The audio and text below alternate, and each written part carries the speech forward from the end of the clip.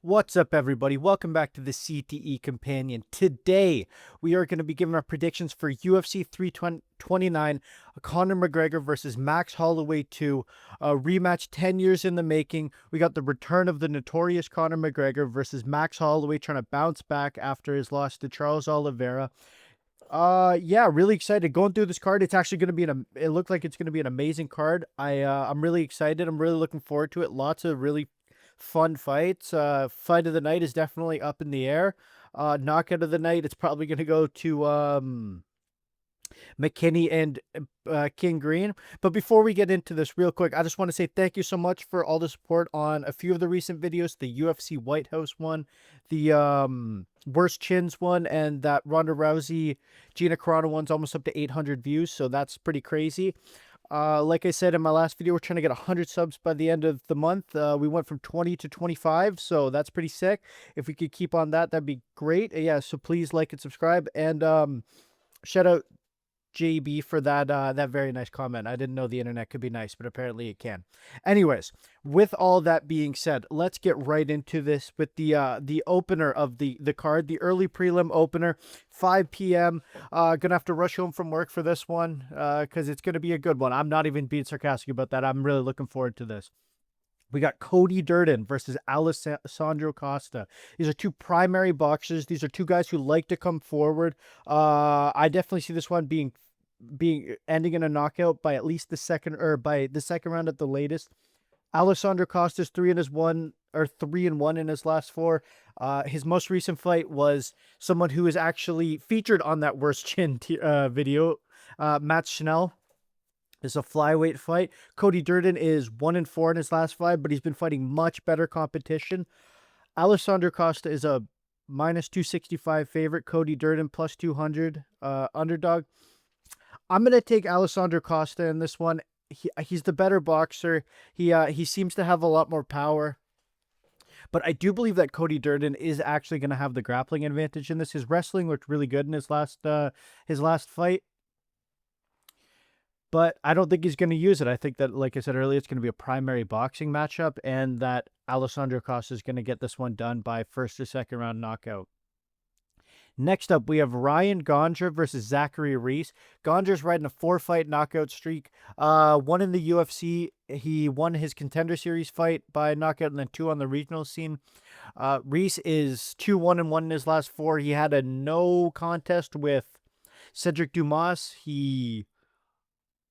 And he's coming off of a victory over Jackson McVeigh, a submission victory. I think that Gondra is going to be able to get this one done. Watching his fights, Zachary Reese's decision making is a little bit questionable. He really engaged in that tie clinch with McVeigh. He wasn't really making too much of an effort to break away from that, and he was getting pieced up in it. And he also jumped an inverted triangle or a reverse triangle, gave up bottom position. I don't really trust his decision making. Gondra, on the other hand, he fought Jose Medina in his last fight. Just kind of melted him in 1 minute. I don't think that's going to happen here, though. Zachary is a lot tougher, a bit more skilled than Jose Medina, who is like 0-5 in his last 5. But yeah, I'm going to take Ryan Gondra by knockout in this one. One thing I will say is Zachary Reese has landed a couple takedowns, but not too much resistance, so we don't really know how good his wrestling actually is, because it's not like he's going through some pretty crazy scrambles or whatever. Next up, we have Farid Basharat versus John Garza. This was supposed to be Basharat versus Ethan Ewing, but Ethan Ewing unfortunately got hurt. Hopefully he heals up. Love Ethan Ewing, big fan, really good prospect. I would have taken Ethan Ewing to beat Basharat, but anyway, John Garza, from what I've seen on the internet, he was supposed to be fighting for a regional title in like Cage Fury or something in the next month or so. So he is definitely has been in camp. Like, he's not coming straight off the couch or anything. He's 23 years old. Just looking around a little bit, he seems to be the only pro fighter from his gym out there in Texas. Basharat is 15-0, 6-0 in the UFC. He's a submission specialist. And I'm just going to take him by sub because I think Garza, it's a little bit too much too soon. Like jumping right in there at 23 years old against an undefeated guy who's 6-0 in the UFC. I think that that's a really big jump, even if he was going to be fighting for a regional title. I think he will be in shape. So maybe second or third round sub for Bashrat. Next up, we have Damian Pinas versus Cesar Almeida. Now, I know a lot of people have been making jokes about Damian and his name, but I'm gonna actually not do that because I, for a little while there, I mean, before I watched him, I heard people talk about him, and I couldn't tell if they're just making puns with the last name or not. But no, this guy is actually very explosive. He does finish people. He does go forward. He is very big. He's good at wrestling. He's very powerful. Usually that's made with obviously a penis joke there, but we're gonna not do that. Keep it 100% professional around here. Cesar Almeida, on the other hand, he's a little bit slow, a little bit plotty, but he's very good defensively. He's very responsible. He's a good counterpuncher. He sees shots coming. He defends very, very well, and he finds the opening. I know I'm going to be picking a lot of. I was thinking about it. I was looking at it. I know I'm picking a lot of favorites here, so it's like a little bit of a sky is blue. The sun's gonna rise tomorrow and set at night kind of predictions here right now. If I was gonna pick an upset, it would either be Almeida or Durden. Probably Almeida, because I could see him defend, using his defense and then catching and countering Penis. But yeah, I'm going to take Damian in this one because he is also a very good his counter grappling, his defensive wrestling also was very good. So I think he's going to be able to keep this one standing. And he's just a lot younger. Cesar Almeida is like 38, I think, and Damian is 24. Yeah. So, and he has the reach advantage. So and a lot more accurate, a lot more volume. So I think that yeah, Damian's going to win this one. Following that one up, we have, I believe, the early prelim headliner of Tracy Cortez versus Wang Kong. I'm going to take Wang Kong in this one. I think that she's just going to be able to keep this. She's faster. She's got better movement. She's got better distance striking, and I think she's going to be able to keep it there. I don't know that Tracy Cortez is going to be able to take Wang down.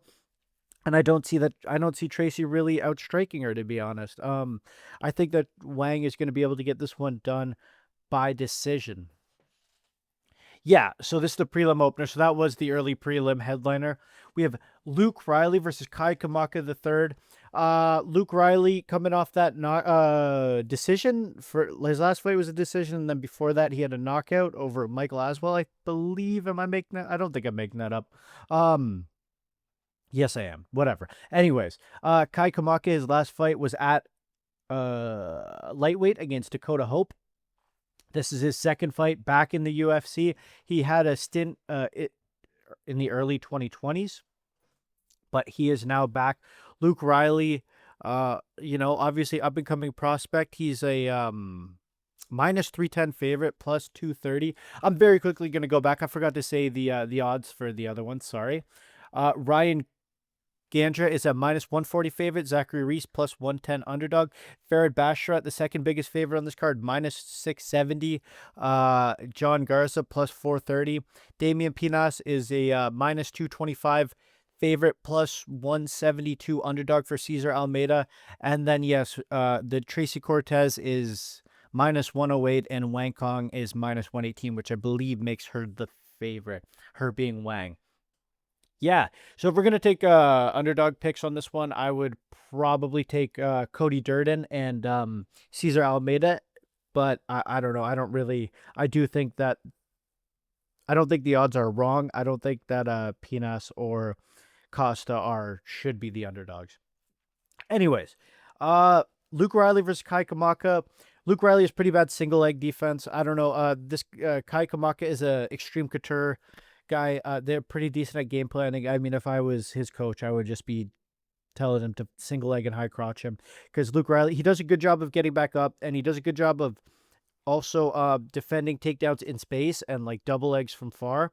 He's got a pretty good sprawl, but he was just getting taken down pretty much at will with the single leg. If you could get a single leg in open space, you're gonna have some success against Luke Riley. He uses the cage to get back up like a lot of people do in MMA.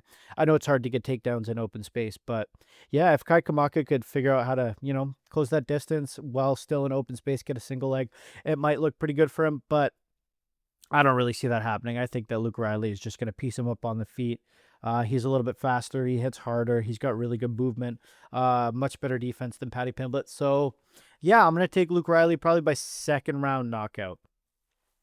Following that, we have Adrian Yanez versus, or Yanez, as they say. I don't know. There's not a second Y in there, but whatever. Versus Cody Garbrandt. Both these guys are UFC vets. They both fought in March. Cody Garbrandt had that really weird fight with Long Zhao or Zhao Long or however, whatever order it's in, where he kind of actually lost that fight, but he had, Zhao Long had 2 points taken, so it was like a fucking 28-27, scorecard. Probably the lowest scoring overall fight that I could think of, at least. Yeah, and Adrian Yanez is coming off that split decision against Ricky Simone. He was doing really well. He won the first 2 rounds, and then Simone kind of just, I believe, like kind of fucked him up in the third round and 10-8'd him, so it was a draw. Anyways, I'm gonna take Adrian Yanez in this one. He's actually really good. I think Cody Garbrandt's a little bit over the hill at this point. Xiao Long is a guy who definitely he should be beating. That's a little. He's on the lower end of UFC bantamweights. Yeah, Adrian Yanez probably by second round knockout. It's painful to say and see or whatever. Gable Stevenson's fighting. We're not gonna talk about that. Nikita Krylov versus Robert Whittaker. Nikita Krylov is a -148 favorite. Robert Whittaker is a +114 underdog. Robert Whittaker making his 205 debut. Nikita Krylov coming off a knockout over Bogdan Guskov. Bobby Knuckles last fight he lost a split decision, I think it was, to RDR. I think when I watched that live, I thought Robert Whittaker won. No, I didn't. I thought that I thought he was gonna win when he fucking bombed that overhand on him. I thought that Whittaker was gonna finish him there. But anyways, this is Whittaker's light heavyweight debut. I don't know how his grappling is going to look, to be honest with you. I think that Nikita Krylov, he's going to be the bigger guy. He's got 19 submissions. He actually has finished 29 of his 31 wins. It was like 16 submissions, 13 knockouts. Robert Whittaker, he's a former welterweight. He's coming up from middleweight as well. He's obviously going to be the faster guy. He's Bobby Knuckles. He keeps his hands slow. He whips up that 1-2 head kick a lot. He's got a really good double jab. He's got good movement. Krylov, on the other hand, he's going to be a little bit slower, a little bit more plotty or whatever. But yeah, I don't know. I think that he's just going to be too big. And when you're grappling a guy who's a lot bigger than you, that really drains you. That's going to take a lot of energy. And I think that, over 15 minutes having to deal with the frame of a real light heavyweight is going to cause problems for Robert Whittaker, especially at it's his first fight at light heavyweight. So I could see him kind of having gas tank issues that he doesn't usually have. Not because his gas tank is going to be worked, just because he's going to have to be working so much harder, if that makes sense. I think I could see Krylov really leaning on him against the cage in that clinch there, taking him down, just making it a bit of a slog. Seeing this kind of might be the most boring fight of the night is sort of what I'm thinking. Or, one of them chins each other. I don't think that this one, if it's a grappling-based fight, then I think it's going to be, I think Krylov's going to win by maybe decision, maybe submission. If not, there's always the chance that Robert Whittaker's just too fast and bombs an overhand and sleeps him. We'll see. I'm going to take Krylov on this one, though. Opening up the main card, we got King Green versus Terrence McKinney. This whole card, like I said earlier, is pretty crazy. We got Robert Whittaker on the prelims. We got Cody Garbrandt versus Adrian Yanez. That's probably going to be a knockout. This will probably be a knockout. This one might actually be more entertaining than people are giving it credit for. Maybe a knockout. Probably a pretty dominant decision or submission rather. Probably a knockout here. So I think that this is going to be a pretty good card overall. And speaking of good fights, I mean, Terrence McKinney is allergic to boring fights. He's never once went to decision. He's only made it to the third round once, and that wasn't even in the UFC. And King Green, I mean, another guy who's allergic to boring fights as well. King Green's running a 3-fight win streak, coming off a submission win over Jeremy Stevens. Terrence McKinney is just knocked out Kyle Nelson in like a minute and a half. I don't remember if I said this, so I'm just going to say it again if I did. Sorry. King Green plus 126 underdog. Terrence McKinney minus 162 favorite. Both these guys are similar in the fact that they both have really underrated grappling. Terrence McKinney's actually a really, really, really good grappler. King Green, good submissions, pretty good wrestling as well. Obviously got immediately submitted by Paddy Pimblett. Like the second that fight went to the ground, he got submitted. But yeah, I think that these guys are both very good grapplers, so it'll take place primarily on the feet. And you know, when it's a Terrence McKinney fight, it's going to be either he knocks him out in 2 minutes or he gets knocked out in the 3rd to 5th minute. So King Green's got good movement, but he keeps his hands pretty low. I think that Terrence McKinney is just going to be able to come forward and kind of overwhelm him and just finish him in the first minute and a half, 2 minutes. So I'm going to take Terrence McKinney by knockout. Next up at flyweight, we have Brandon Royval versus Loner Kavanagh. Brandon Royval, the plus 176 favorite. Loner Kavanagh, the minus 230 underdog. No, I flipped that. Plus 176 underdog for Brandon Royval, minus 230 favorite for Loner Kavanagh. I think that this is actually a good fight for Brandon Royval because he's like, I think he's a little bit underrated at this point. I hear people talking pretty bad about him. He's coming off 2 losses in a row. Obviously, that war with Joshua Van and then getting TKO'd by Manel Kape. My biggest fear for him is his chin, that his chin might be cooked. And Loner Kavanagh, he doesn't really have that one-shot knockout power. I think he only has like 2 or 3 knockouts overall total. So I think that this actually is probably the best matchup that Brandon Royval can have at this point. He's got very good jiu-jitsu. He's very fast, very, very volume heavy. He gets hit a lot. I think in my UFC fighters that get hit the most, I had him on there because that guy's always in wars. He's getting hit all the time. Yeah, but Loner Kavanagh's not really going to be the kind of guy who does a lot of volume or can duke him out. Brandon Royval's got great Muay Thai, great Jiu-Jitsu. Loner Kavanagh coming off the very impressive victory. It was a short notice change. I think he was already supposed to fight against Brandon Moreno. Loner Kavanagh, obviously a bit younger. What is he, 24, 25? 27, yeah, but Royval 33, which is kind of old at those lighter weight classes. And flyweight, like a 33-year-old flyweight is not the same as a 33-year-old light heavyweight, right? Obviously, a little bit more athleticism involved in flyweight MMA. I don't know. I think that Loner Kavanagh is going to be able to get this one done. I want to take Royval. I'm a big fan, but I think that Loner's going to get this one done by decision. In the featured fight of the night, we got Corey Sandhagen versus Mario Batista, another rematch from a long time ago. Mario Batista, his debut was against Corey Sandhagen on short notice. Sandhagen won that one by first round armbar. Yeah, Corey Sandhagen's 2-2 in his last 4, coming off the loss to Merab. And he also lost to Umar, and then he beat Figgy by submission. I know it says TKO, but if you armbar someone and break their arm, it's a technical submission, so it should be a technical submission for popping Figgy's knee, and a decision over Rob Font. Mario Batista, on the other hand, 3-1 his last 4. He beat Aldo, Patchy Mix, and Vinicius Oliveira, but he also lost to Umar. I think that this could be a really good fight. I mean, I think Corey Sandhagen, he's a lot more dynamic on the feet, likes to switch stances. He kind of throws every weapon. He uses the knees, the kicks, the punches. He'll spin. He'll throw some elbows. Mario Batista's a little bit more of a clinch and boxing kind of guy. He also has pretty good movement, but he doesn't switch stances nearly as much. And when it comes to the grappling, I mean, the fight was 7 years ago, so I'm not going to really count the fact that Corey Sandhagen submitted him in the first round all that highly. Batista, he used his grappling to great effect against Vinicius Oliveira, but I honestly think that Corey Sandhagen would do the same thing. I think, Corey Sandhagen's a minus 156 favorite, and Mario Batista's a plus 122 underdog.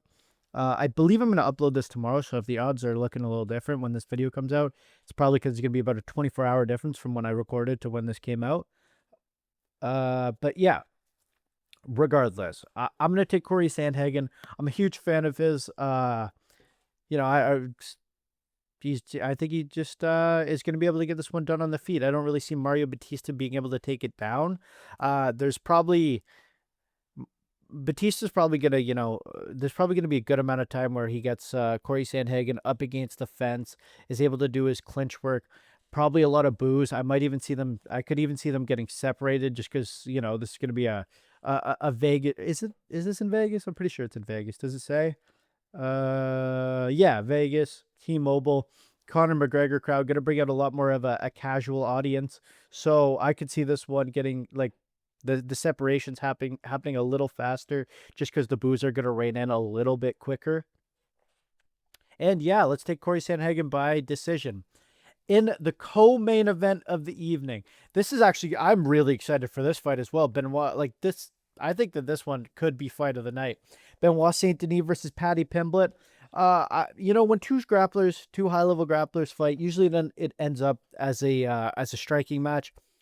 Think back to Covington versus Usman, both those primarily contested on the feet. And these are two guys who do not move their head and do not believe in defense. I'm pretty sure both these guys believe that defense is just a myth made up by people who, I don't know. I think they both think it's a myth. So I think that this could be contested primarily on the feet. And no defense involved. Whose chin do I trust more? Paddy Pimblett's definitely. He's never been chinned. Benoit Saint Denis, he's been dropped a few times. He got dropped by Dustin Poirier. He got finished by TKO, by ground and pound, by Renato Moicano. He's now on a 4-fight win streak since then. Paddy Pimblett coming off that war in January to Justin Gaethje. It's been like 6 months, so that's a decent amount of time to recover. He wasn't wobbled or dropped or anything in that. Well, he was wobbled definitely, but he wasn't dropped or finished in that fight. So, yeah. And on the feet, I think that Paddy Pimblett has a much more diverse arsenal. He's got the knees. He's got he's got good kicks. He's got good knees. His boxing's pretty bad. Benoit Saint Denis is also, like, his boxing's not the best. He's got good kicks, but I just think that the arsenal is not quite as diverse. Might be a good amount of clinching, and I think that might favor Benoit Saint Denis. He's probably the stronger fighter. I think he's a little bit short. Is he like 5'8"? No, he's 5'11". Never mind, I'm totally wrong. And he's only 30. Wow, I thought he was like 35. He looks a lot older. Anyways, yeah, I definitely would have thought that Paddy Pimblett was the younger fighter there. The fact that this is in the open stance probably favors Benoit Saint Denis a little bit. He's got those good left kicks. He head kicked. Was it Kyle Nelson? No, it wasn't. He head kicked that guy like 3 years ago. I forget who it was. Yeah, I could see, him hurting Paddy Pimblett to the body with some kicks. But Paddy Pimblett's rear knee is going to be there because it's in the open stance. If this does go to the ground, obviously, Benoit Saint Denis, probably the better wrestler. Paddy Pimblett, probably the better jiu-jitsu practitioner. I would like to see this go to the ground. I think it would be very action-packed, very scrambly. I could see Paddy Pimblett jumping a ghillie. I could see if it goes down, or if it does get to the ground, a very, very fast triangle choke attempt from Paddy Pimblett, but I don't think it's going to work against Benoit Saint Denis. I could see that, and then Paddy jumps a triangle, Benoit gets out, lands some ground and pound, but Paddy Pimblett gets back up to the feet. And yeah, I don't know. Is this a 3-rounder or a 5-rounder? What does it say anywhere? Let me just very quickly see. If this is does it matter if there is a difference? I think for some reason I'm feeling like if it goes 5 rounds, Paddy Pimblett's gonna have a little bit of an advantage, or that's gonna suit Paddy Pimblett a little bit more. And in a 3-round fight, I think that suits Benoit Saint Denis just a little bit more. Anyways, in the main event of the evening, we have Conor McGregor, the return of the notorious Conor McGregor versus Max Holloway. For the first time in 5 years, Conor McGregor is back. He's coming off that shin break against Dustin Poirier, who just bounced back against that police officer. You know, he just got a retirement and victory. No, I'm kidding. That was probably a bad joke to make. Anyways, Conor McGregor versus Max Holloway, who's just lost to Charles Oliveira in that BMF fight, primarily a grappling based defeat for him. Yeah, I mean McGregor, he tore his knee in that first fight between them. I know it was like 10 years ago, more at this point. It was like 14 or something. And yeah, I know he mostly grappled him to victory, but I don't see that happening in this one. To be honest, I think it's just going to be Max Holloway by whatever he wants. I'm not even gonna. I should probably build up the hype a little bit more. In my opinion, the freshness, if you want to call it air quotes, the time off, it's not going to matter. You don't get better by not doing something. The fact that Max Holloway has been in there and fighting the best of the best for 5 years, I think it's going to show. I know everyone's saying, a lot of people are saying, "Oh, just believe in Conor McGregor. It's the year. Been the 12 months of upsets with Sean Strickland and Justin Gaethje and all them." I just don't see it. I think that at this point in their careers, Max Holloway is the better wrestler. I think he's better on the feet. I think that he just has to get out of the first round. I don't know.